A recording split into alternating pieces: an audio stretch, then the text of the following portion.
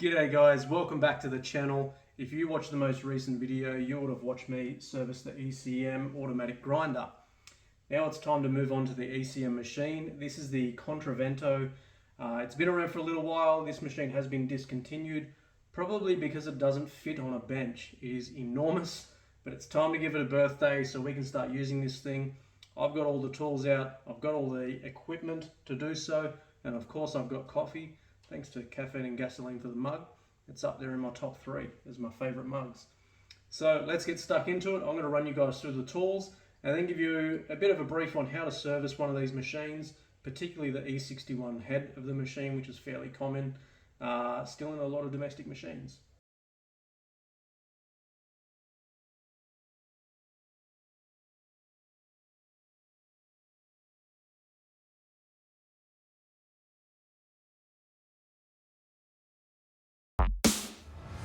So I've got the majority of the tools out that we're going to need. There's going to be a couple of other bits and pieces, there always is.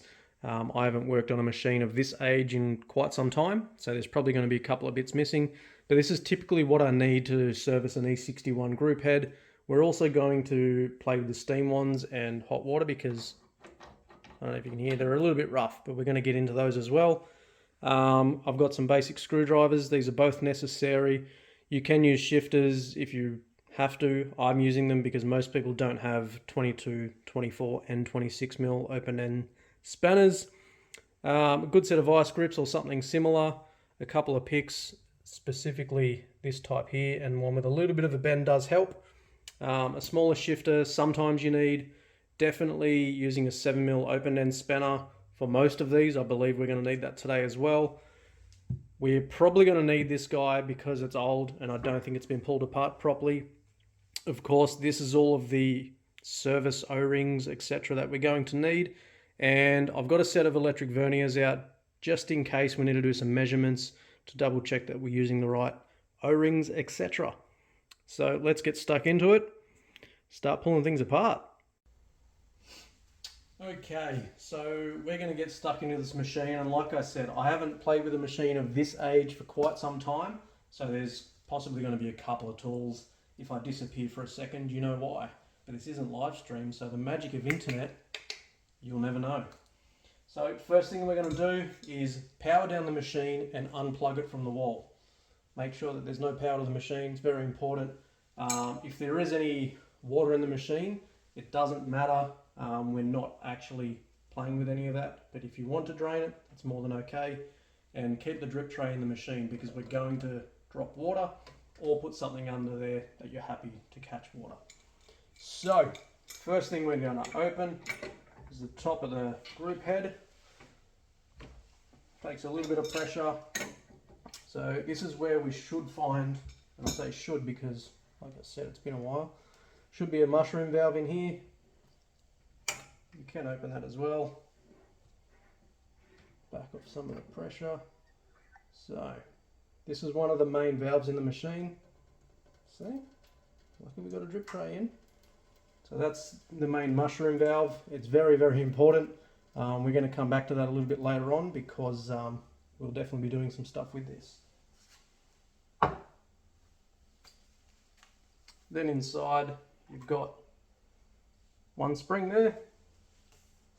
And I told you I was going to forget something, but I reckon I can do this without it. Good set of pliers will definitely help here as well. So this is all part of the valve assembly.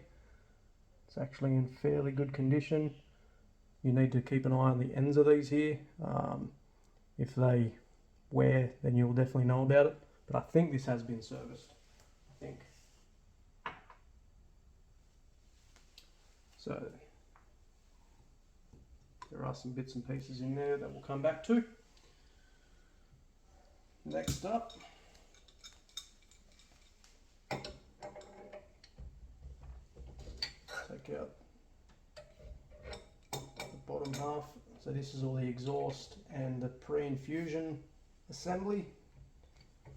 So this is actually 2 parts here.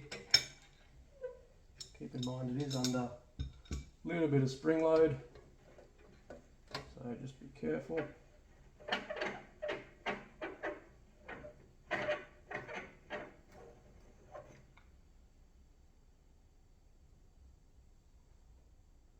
Oh yeah. So this has definitely got some wear on it on this valve, as you can see there. I don't know if that's going to focus. So you can see there's an edge on that. So we may have to look at fixing the finish on that. And we'll make sure we get a good extraction. Well, you can also replace those, but we don't have those.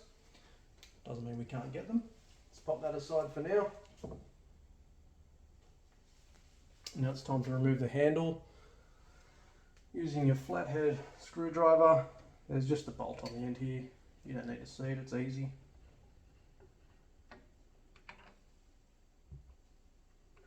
Now take all of this out together, because there's normally a little washer inside there as well. Pop that aside. Now we can remove the entire cam assembly here.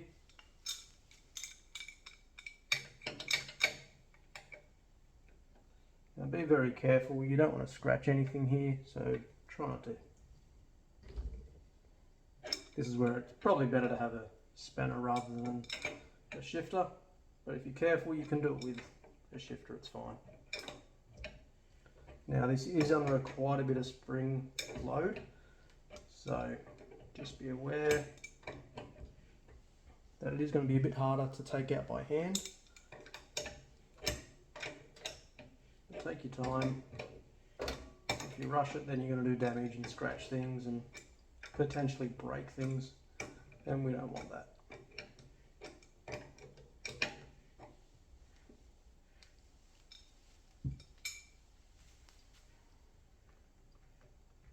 Now I have a very mechanical background, and I don't know if you can see from here, but all of my tools are laid out quite nicely and they stay that way. You use one tool, you put one tool back, it will make the job a lot easier, and it makes trying to find a tool a lot better.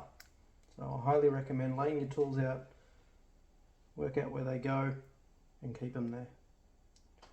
So we are going to pull this apart, but before we do that we're just going to check the surface. So you can see there's a little bit of uneven wear there. I'm going to refinish that for sure, because this customer was having issues with the cam lever dropping itself as you started to pull a shot. So we're definitely going to play with that later and pull this whole system apart to replace the O-rings.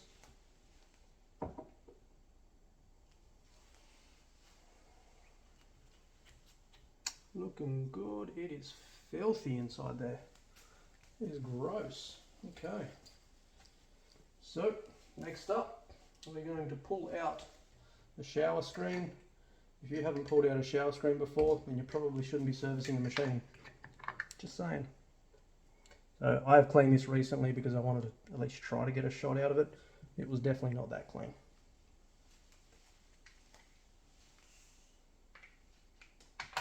We'll be replacing all of that as well. Now, up inside here there is a little distribution mushroom, I think they call this as well. If you can get it out, get it out. If you can't, leave it. We're not getting that out today. This machine has not been looked after enough. If you have a much wider flathead screwdriver and a really small impact, it makes it really easy to get that out, but we're just not going to do that today. I will do it later off camera. I've got some bigger tools that'll sort that out, but for now we need to clean because this is all gross. I'm going to show you guys how to do that in just a moment. So I'm not big on using power tools around coffee machines, but believe it or not, this is actually the easiest way to do it, as long as you're very careful and very gentle. You don't have to go fast, you just need to help it a little bit. So what we got to do is really gently place it in there. This is just like a little scrubbing wheel from somewhere, car, something, and just slowly feed it down inside. Being careful not to scratch the chrome on the way in. Once you get it all the way in there, get a little bit of hot water and just pour it in.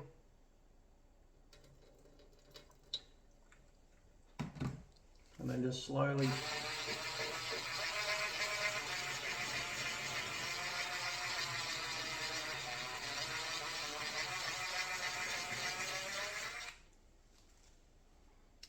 definitely better. And make sure you give it a good rinse once again. And look at the colour of that water coming out. It's gross. So, I don't know if anyone watched the video when we received this machine, but I was mentioning that it was pretty gross. I am correct.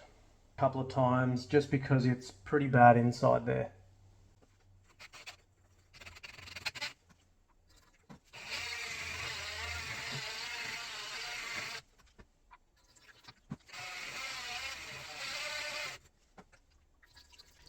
I think it's safe to say that whoever serviced this machine recently, well, ever, that's never been done.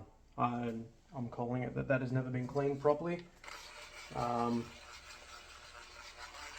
don't think that will ever be properly cleaned, unfortunately.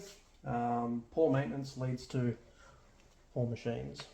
So I've been scrubbing that and it's still coming out dirty. It's quite sad to see. You can replace the E61. I probably wouldn't. It's not pitted, it's still going to seal. But we're just going to have to keep an eye on this machine, make sure things are nice and clean in the future, because it's not, which is quite sad. I'm going to give everything a good clean, and then we're going to move on to the next step. I'll also empty this tray because it's making me sick looking at what's in there.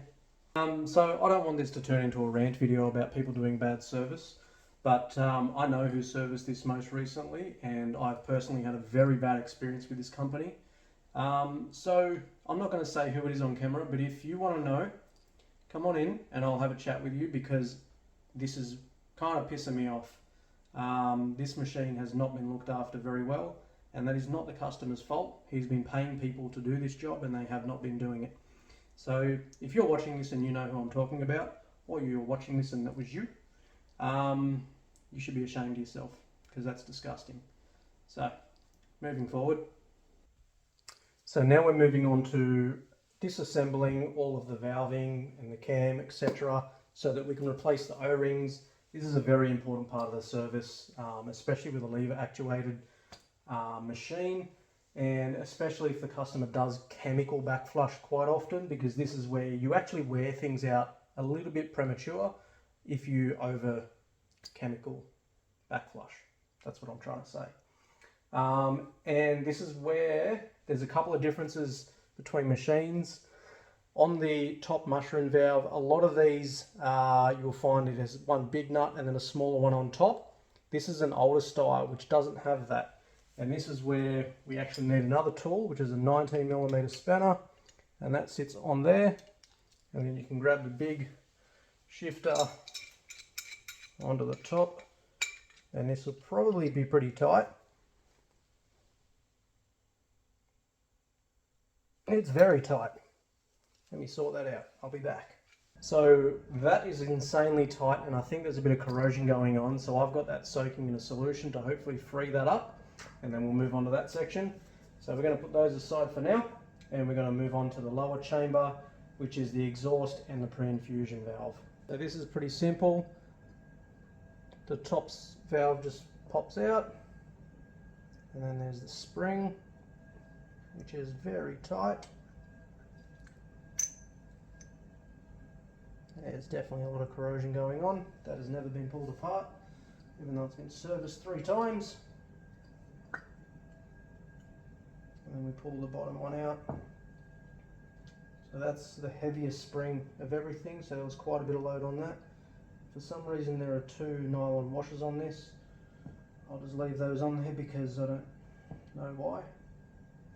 And that valve is very, very dirty. So we're going to give all these a good clean, then we're going to pop the O-rings out and then replace everything. So I'm going to give everything a nice clean, and then we'll assess the damage and then move forward from there.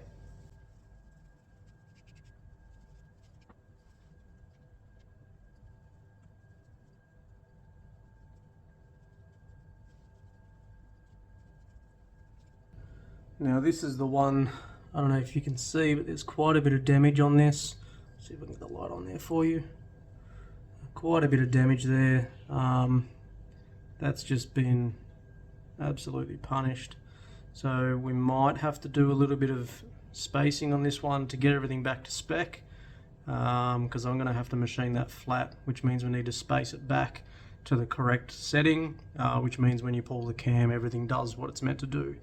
That's pretty bad. Under normal circumstances, I would recommend replacing this valve, but the customer needs this machine back fairly soon. So for now, we're just going to get that as good as we can, get it in the machine and get it moving forward. So what we're using here is a Controvento liquid descaler and hot water. So it's just 1 part descaler to 5 parts water, roughly. Just do it in absolutely anything. I'm just using a milk jug here, and I'm probably going to use a much heavier ratio just to try to help these parts out as much as I can. I'm not removing the O-rings yet because I know they're buggered anyway. Chuck all of those in, let those sit, we'll move on to the next section. So while those guys are having a bath, we're going to move on to the next section, which is the cam assembly. It's a very crucial part of it. This is a lot easier if you do have the correct size spanners, because you need to remove those two from each other. If you can't work out how to do that, then you probably shouldn't be doing this. There's a little bit of tension on that at first, and that just pops out.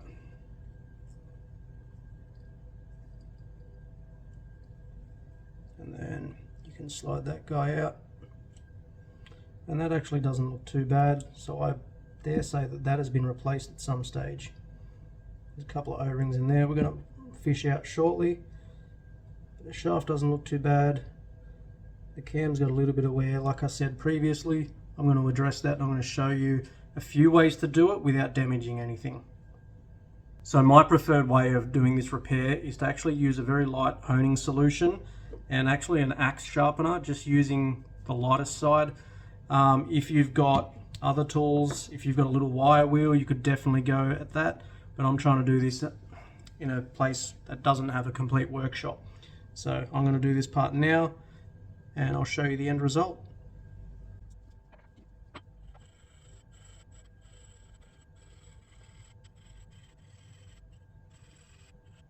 So as you can see, that's looking quite a bit better now, much smoother finish, and there's no sort of steps in it as there were before. This is by no means the perfect way to do it, but under the circumstances we're in here, that's more than enough. It's a much better finish. I'll probably give it a little bit more, but you get the idea. So now that the repair on the cam is done, we need to remove 2 O-rings from this guy here. So if you look down inside there, hopefully you can see a couple of O-rings. If you see those, we just need to fish those guys out of there. The first one's normally pretty easy. The second one can be a bit tricky. In this case, no, they're just falling out. And then just pop those new guys in there. You don't need any lubricant on them just yet, but you will when we pop that guy back in. So now that she's lubricated, hopefully she plays a little bit nicer. Much better. Here we go. Make sure we tighten those guys up. You don't have to go crazy just yet, because as we tighten that back into the machine, we'll use that back nut, which will tighten everything together.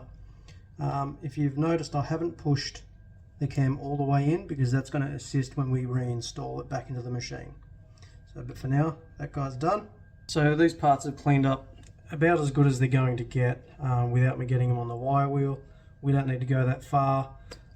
This guy will be replaced at some stage anyway, because that's as flat as we can get it without going too far past spec. And because this has to be a certain length for things to work properly. So for now, we're just going to replace these O-rings and move forward.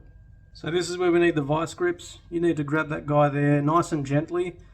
Some machines you can use the 7mm spanner.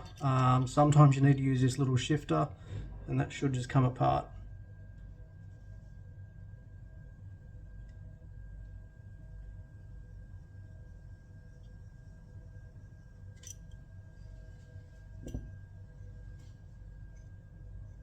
Be careful, there is a very small washer on there you do not want to lose. If you can see that little guy, which if I had one of those washers, I would machine this down further and then add another washer, but I don't have one, so we're not going to do that.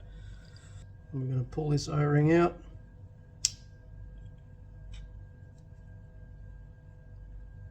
Check for any damage. Make sure there's no water inside as well. You want to make sure that's actually dry. And pop that guy in. And then straight away thread that guy back on.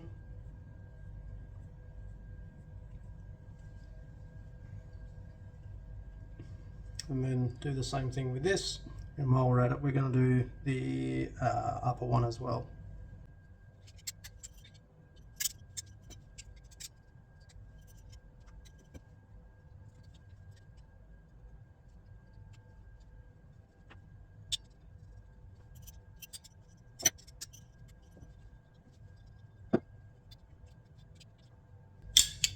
So there you go, all of the O-rings have been replaced there. I'm going to go and see if we can pull the rest of that thing apart. If we can't do that, we're going to run into a few troubles, but let's go and see what I can do there. Great success. Someone did that up way too tight. That was just unnecessary, and it is filthy in here. This is definitely something we need to pay attention to.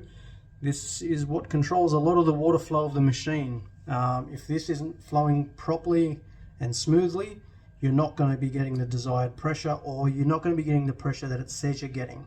So we're going to give this a really good clean and then come back. Just on the top of this mushroom valve, there's actually this little bolt here, which is more than just a bolt. This is where you need the 7mm spanner or a small shifter. Pull this guy out, and you can see there's quite a bit of gunk inside that. That's just not going to flow very well, so I'm going to give all that a good clean out as well, and that's going to assist with getting the correct pressure extractions. So now that all your components are clean, free of any gunk or as much as possible, and all your surfaces are machined, normally at this point I would also replace this O-ring, but unfortunately this kit didn't come with that O-ring. And it did come with a lot of parts that are not for this machine, or at least not for the parts we're playing with today. So we can now reassemble the parts of these valves. We're just going to do the exhaust, then we can put the cam in, and then we can put in the mushroom valve. You cannot put the upper valve and the lower valve in. It'll make it almost impossible to pop the cam in. So either one of them first, then the cam, and then the other valve. So now we can actually start the reassembly of the valves. We're going to start with the lower valve, just because it is the easiest one to do. So this is all the exhaust, and there we go. Make sure that that's all located nicely.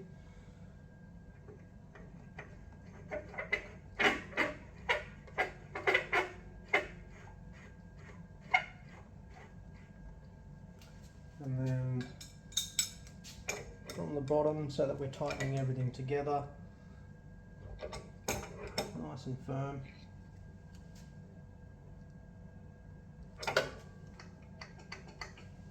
Beautiful. Now we can start putting in the cam and go forward from there. So I've always found that the easiest way to reinstall it is have the face of the cam facing the front of the machine. Pop that guy straight in and then rotate clockwise a touch and it will pop straight in. Now make sure you get the thread started, because there's quite a bit of load on this with all the new O-rings. So make sure that you're not cross-threading anything. Make sure that 22 will fit. It's a little bit easier.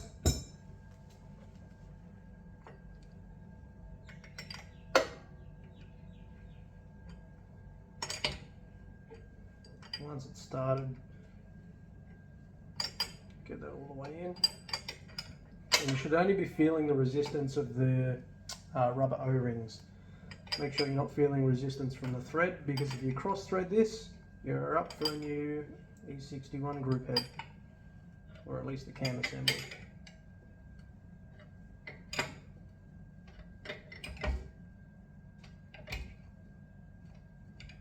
Make sure that that's nipped up nicely.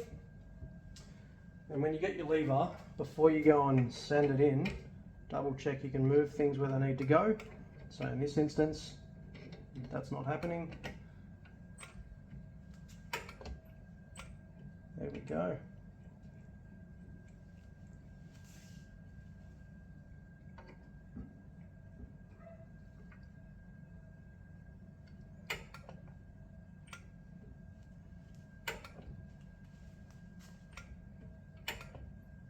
I just check the motions. Everything's working okay. While we're there, let's pop a little bit of grease on that little switch just behind the lever, which is what turns the pump on and opens everything up. Once you've lubricated the switch, that means we can now put in the upper valve, and we're almost done. Now what we need to make sure is that that little section there goes down onto exactly where we just put the cam. So if you look down inside the machine, you'll see the hole. Make sure it's located, then pop your spring on.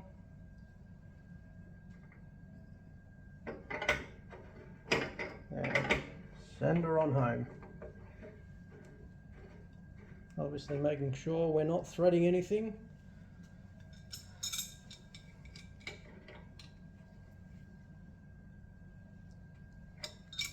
And that is that section done. Now, all we have to do from here is replace the shower screen and group head seal. I'm going to show you guys how to do that now. So the easiest way to do this is with a portafilter. Bottomless makes it slightly easy, but it's not crucial. Without a basket, and just pop your seal onto your shower screen. And you can either do it like this, chuck it up into there, or pop that up there with your hands first if you're really unsure. But I'm going to give you a close-up and show you exactly what that's doing. So you obviously want to give everything a good clean up inside, and that's actually as clean as I can get this without turning the machine upside down. So that's going to have to do for now, unfortunately. But what you want to do is grab your shower screen and your seal, and just if you locate those nicely around the edges, it will actually stay there. Grab your portafilter, push it up and give it a good wiggle until you feel everything up inside. That's in. Now if you pop your basket in, that is perfect. Perfectly lined up. We used an 8mm seal. We previously had an 8.5 and it was locating there, which as you can see, it's actually not all the way in and it looks horrible. So perfect. So now that we have a fully serviced E61 group head, and I've given the machine a little bit of a clean externally, but now it's time to clean the insides of the machine with a liquid descaler. Normally I would do this before I replace the parts to make sure that there's no descaler and stuff running through the new shower screen. However, I just pop the shower screen out, run the full descale, and make sure that we get all the gunk out from inside the machine. Now the reason I didn't do it beforehand is I don't enjoy working on a hot machine. Anyone that's done it will understand why. So I've done it in that order. It's not going to make any difference to us. That's a little bit of a weird insight to anyone. If you're ever going to do this, you can do that the other way around. I'm going to run that. I'm not going to show you guys how to do that. That's a completely different video. And then we can make a coffee on this fully serviced ECM Controvento finally, because it's been here for a little while and we haven't been able to make coffee. And as you can tell, this is the only espresso machine I've got on the brew bar. So I'm going to make this happen and I'll show you guys the final result of espresso.